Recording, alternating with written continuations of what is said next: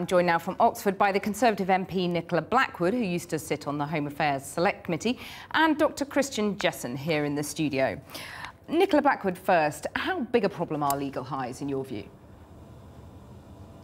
Well, already the current system isn't working. We know this because deaths from legal highs are growing year on year, and the current system of having a classification system with temporary banning orders just cannot keep up with these criminal gangs who are very well informed about the situation that we have and who can quickly create new variants on these synthetic compounds and are able to produce compounds which mimic the effects of Class A drugs and can be very dangerous and indeed fatal.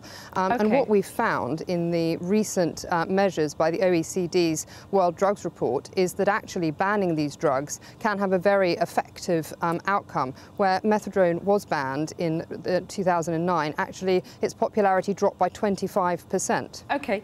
Christian Jessen, then, I mean, to add to what Nicola's just said, the Home Office Minister says that people are taking exceptional risks with their health by using these things. It's interesting that the Home Office also found in their own research that however draconian your laws are on drugs, it has no effect whatsoever on the number of people who decide to take those drugs. So we've got a bit of an issue there.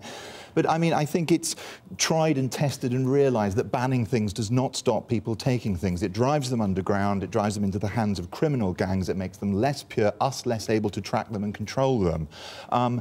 I make a proposal to the government that you could wipe out the problem of legal highs instantly, overnight, completely and entirely by regulating and decriminalising ecstasy and cannabis. Well, those are the two drugs that are being simulated by all of these legal highs. Nicola Blackwood, response to that?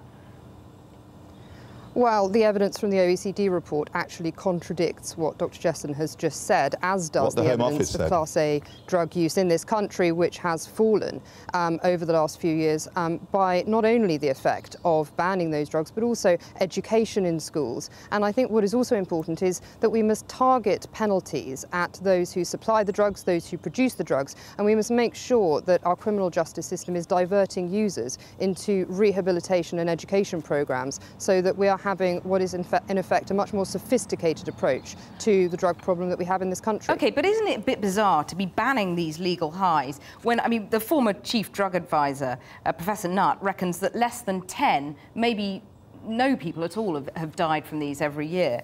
When you look at tobacco-related illnesses, kill 100,000 people in the UK every year. Alcohol, more than 8,000 people.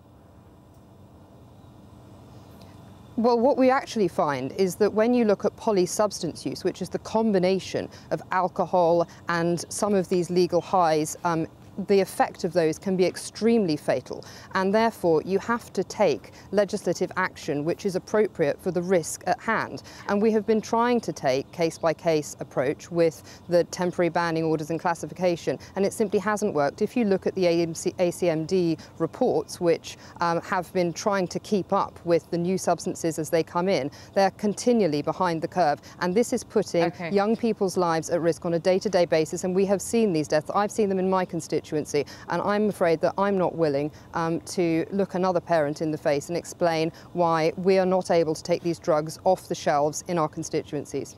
Christian Jessen? It's interesting, in countries where drugs have been decriminalised, use has initially gone up a wee bit and then has significantly gone down. More importantly, though, where it's decriminalised, people with real problematic drug use are more prepared to come forward and ask for medical help. That, to me, is all about harm reduction and is very important. The biggest hypocrisy of all, though, in this new bill that's proposed is how on earth are you going to actually word it? Whoever's got that job, I really pity, because it's going to be impossible. The exceptions like saffron and chocolate and caffeine and all these other things that you're going to have to write out of the bill are going to be impossible to do. And this overwhelming hypocrisy of, but nicotine and alcohol are two biggest killers, we're going to conveniently just simply ignore, I think is just absurd. Very brief word, Nicola Blackwood. How psychoactive does something have to be to be banned? Well, Dr. Jessen has made a very important point about the wording of the bill, and the devil will be in the detail, because the US experience with their federal analogue act has been very poor and it hasn't worked at all, whereas the Irish act has been very effective, and 2/3 of head shops have actually closed down as a result. Okay, I'm so sorry it's all very well putting forward the proposals, but they're going to have to get it right.